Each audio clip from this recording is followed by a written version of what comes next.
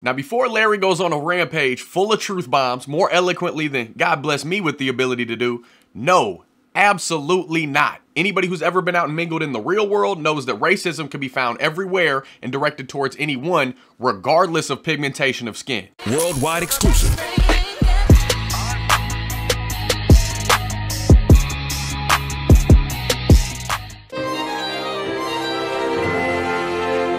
I got a question.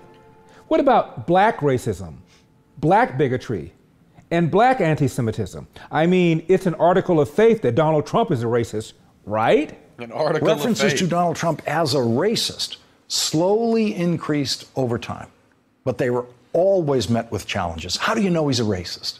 And the American news media has gone through years now of hair splitting on the difference between saying something racist and being a racist, as if there is a difference. The morality issue. There is. This is about whether or not you will continue to vote for and support a president who is a racist, who is a misogynist, who's killing the environment, who is killing the environment, who is putting children in cages, who is separating families, who is dividing our country. If you are going to vote for that person and you are not going to speak out against racism, you are complicit in what he is doing to this country, period. And of course, blacks are oppressed by systemic racism, institutional racism, structural racism, and former presidential Democrat candidate Beto O'Rourke gave us a brand new one. Oh, this is a good one. Racism in America is endemic. It is foundational. Foundational racism. Damn. Now, what about black racism, boy, black bigotry, and black anti-Semitism? You must be out of your goddamn mind. Really?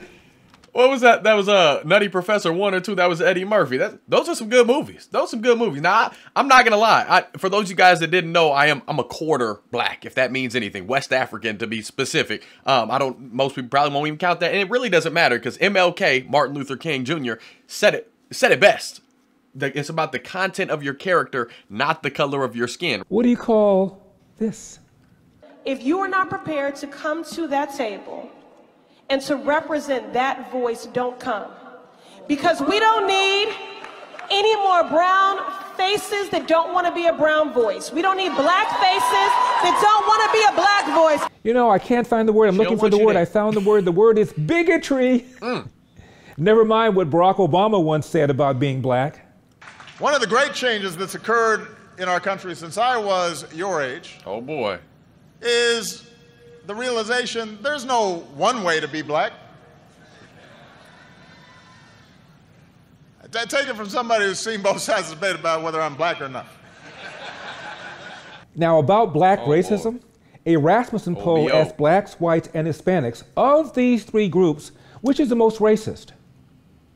37% of American adults think most black Americans are racist. Just 15% consider most white Americans racist, while 18% say the same of Hispanic Americans. Among black Americans, 31% think most blacks are racist, 24% consider most whites racist, 15% view most Hispanics that way.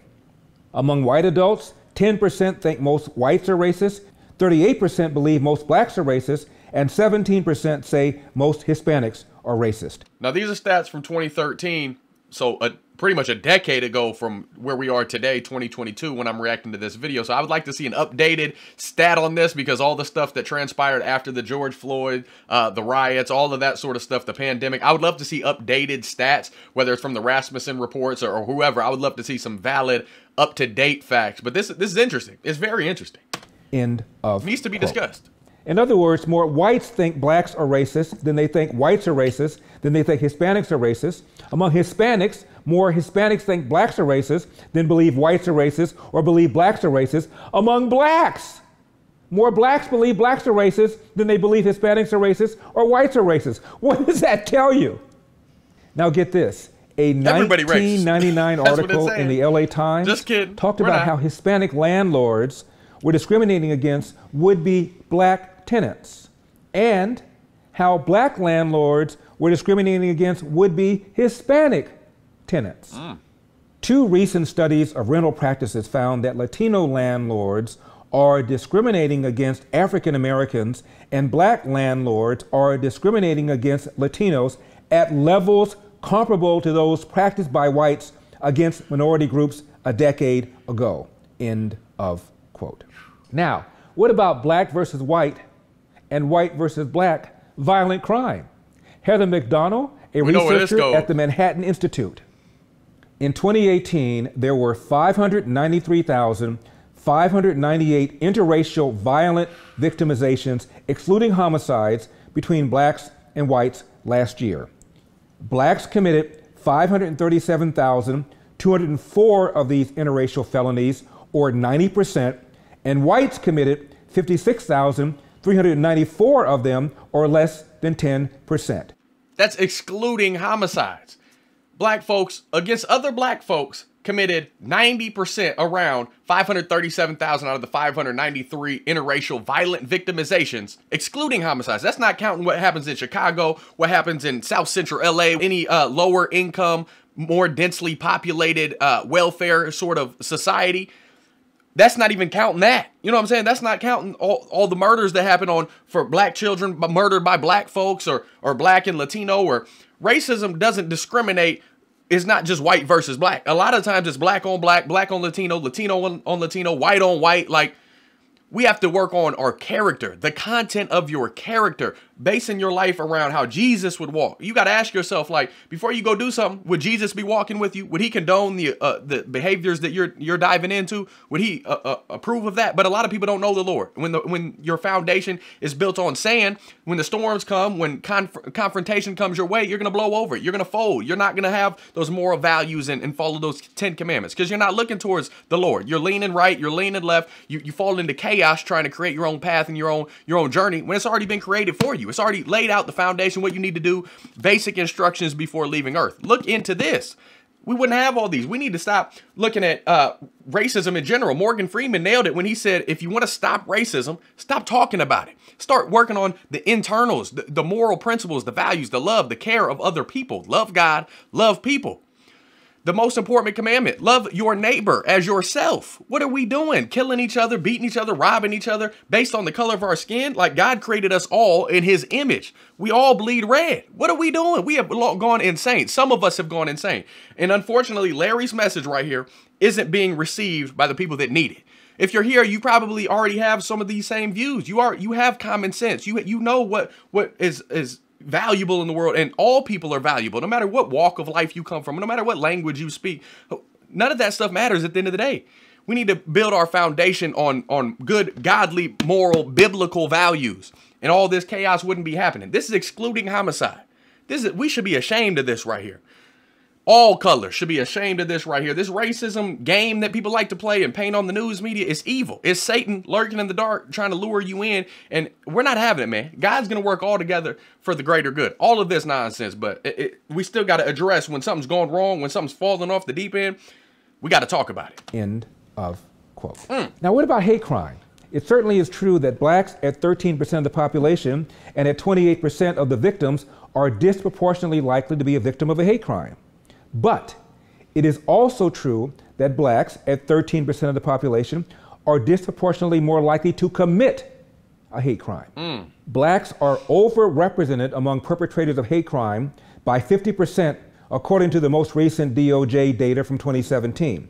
Whites are underrepresented by 24%. This is particularly true for anti-gay and anti-Semitic hate crimes. End of quote. And the American Enterprise Institute notes, the hate crime victimization rates in 2018 per 100,000 population of each group was as follows: 14.8 for Jews, 6.6 for Muslims, 5.5 for blacks. Adjusted for population by group, American Jews were 2.7 times more likely than blacks to be a victim of a hate crime last year, and more than twice as likely than a Muslim to be a hate crime victim. End of quote. Again, speaking of bigotry, did you know that black opposition to black-white marriages is actually slightly higher than white opposition to black-white marriages? 17% of white respondents felt interracial marriage was morally wrong, compared with 18% of black respondents and 15% of Hispanic respondents. End of quote. What are we thinking, man? What's wrong with a black man or a black woman marrying the opposite race? There's one race, human race. But this is nuts, man. I think it's very refreshing, though, to hear real facts instead of just hyperbole and false narratives all day long. And that's what Larry Elder delivers to us, and I love that. But there's not, if a black man and a white woman find love and chemistry and can build on good moral values and love each other and care for each other, be loyal to each other and faithful, let them have that, man. That doesn't matter. You know what I'm saying? That's a covenant that God blessed us with. If you find love and it's genuine love between a man and a woman, don't get it twisted. Men and men, women and women shouldn't be together. You can't transform your chromosomes, but that's a whole nother tangent. If somebody finds love and it's man and woman together, that covenant, don't bash them based on the pigmentation of their skin. Are you crazy? Because most people that bash those people or have something to say or are part of that stat line don't have any love. They're stuck in their mom's basement. They're stuck wherever they're at in their journey, and they haven't found their calling. They haven't found the Lord. They haven't found what they were meant on this earth to serve and to do. I'm praying for them. I want the best for them, but stop judging people. Stop pointing the finger at other people like you got it all figured out. Let the first two cast a stone. Take that thing out your eye. Take that yoke out of your eye. Stop pointing fingers at other people, because we are all sinners. We are all looking to find love and find peace and find Jesus. You know what I'm saying? All this stuff is nonsense. Speaking of opposition to black-white interracial marriages, in 1995, here in California, a black man named Ward Connerly led the fight to get rid of race-based preferences in the areas of hiring, contracting, and college admissions. One of his detractors is a woman named Diane Watson, also black. She was a state lawmaker in California. Here's what she said. He's married to a white woman. He wants to be white. He wants a colorless society. He has no ethnic pride. He doesn't want to be black. Oh, my goodness, man. Holy David Duke. By the way, does that apply to CNN's Don Lemon and CNN's Van Jones, both of whom are married to whites? Oh. That's right. Hold the same standard across the board. Matter of fact, don't just eliminate that standard, because it's ridiculous. It's literally off the rocker to think that a man is less black because he wants to marry a white woman. That doesn't mean he wants to be part of a white society. That just means he found love with a woman that looks different than him. That's beautiful. Beautiful mixed babies looking like myself, even though I'm only a quarter. Why not? Stop looking back. Stop looking at talking about reparations, looking back in the rearview mirror. What happened yesterday? It's irrelevant. It happened. Sure, it happened. We all make mistakes. You've made them. I've made them. The world has made them. Not just America, not just white folks, none of that. Leave it back there. The rearview mirror is a whole lot smaller and condensed than the front windshield for a reason. Focus on today. Focus on what you see in the mirror, becoming the best individual you can, and help lift each other up instead of tearing down and separating and segregating. Stop doing all that nonsense, man. That don't make anybody less black, less white, none of that stuff. It's irrelevant. Holy David People Duke. are nuts. By the way, does that apply to CNN's Don Lemon Double and standard. CNN's Van Jones, Hypocritical. both of whom are married to whites? That's right. The left-wing Van Jones is married to a white woman, and the left-wing Don Lemon is married to a white man. Sir, now, what do you have to say about that? On to you black anti-Semitism. So when they talk about Farrakhan, call me a hater, you know what they do? Call me an anti-Semite. Stop it. I'm anti-termite. You know, I say he'll talk to 5 years from now when he's lamed up, or 8 years when he's out of office. From the Jewish vote, the AIPAC vote, that's controlling him, that will not let him send a representation to the Darfur Review Conference, that's talking this craziness in Israel because they're Zionists. They will not let him talk to somebody who calls the spade what it is. Ethnic cleansing that's going on in Gaza, the ethnic cleansing of the Zionists is a sin and a crime against humanity. And Alan Dershowitz, a longtime Democrat, has publicly said, had he known about this photograph with Barack Obama and Minister Farrakhan, he would not have voted for Obama in 2008. But no, let's not talk about black bigotry. Now, LeBron James, like a lot of young blacks, grew up in the inner city. And he says that when he grew up, he disliked whites because he assumed whites disliked blacks. That's so Brian, you can speak that because first time you were around all white people when you came to high school. Yeah, right? yeah. I went to an all-white high school, Catholic high school. So, like when I first went to the 9th grade in the high school, I was on some like, I'm not white people. Right. Like, cause I was so institutionalized growing up in the hood, it's like they don't with us. Oh, and they got Jon Stewart there. I just did a video on him and the Ben Shapiro's thing, and oh man, I'll let this play out, and then I got something to say because liked blacks. Brian, you can speak that because first time you were around all white people when you came to high school. Yeah, right? yeah. I went to an all-white high school, Catholic high school. So, like when I first went to the 9th grade in the high school, I was on some like, I'm not white people. Right. Like, cause I was so institutionalized growing up in the hood, it's like they don't with us. They don't want us to succeed. The hierarchy, and then we're here. Like, matter of fact, we're underneath this chair. So I'm like, I'm going to this school to play ball, and that's it. I don't want nothing to do with white people. I don't believe that they want anything to do with I don't want it's me and my boys, we going to high school together, and we here to hoop. So that was like my initial like thoughts and my initial shock to like white America when I was 14 years old for the first time in my life. Yeah. So, and that's Catholic school, which is even whiter America. I don't know if you knew that. There are levels to white America. It took me a little while to kind of adjust to it. Talk about stereotyping. He thought all whites disliked all blacks. How about this?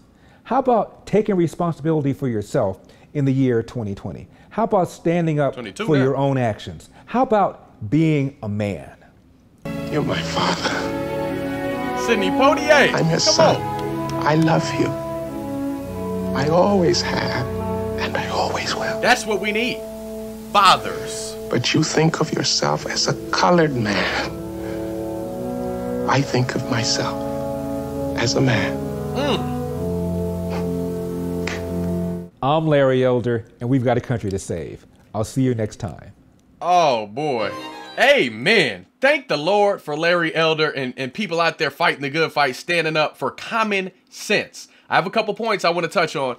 First and foremost, I love the ending with Sidney Poitier. I may be pronouncing his last name wrong, but very prominent actor. And I'm not promoting idolatry, but that clip right there, he's saying, like, one, I believe that's his father. I don't know what movie that is. Comment down below. But he's saying, I love you, son. And you're calling yourself a black man. I'm calling myself a man. That's the difference.